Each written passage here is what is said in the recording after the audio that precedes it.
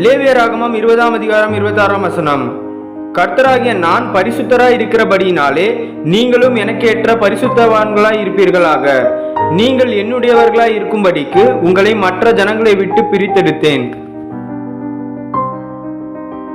Leviticus chapter 20 verse 26. You are to be holy to me because I am the Lord, am holy, and I have set you apart from the nations to be my own. Amen.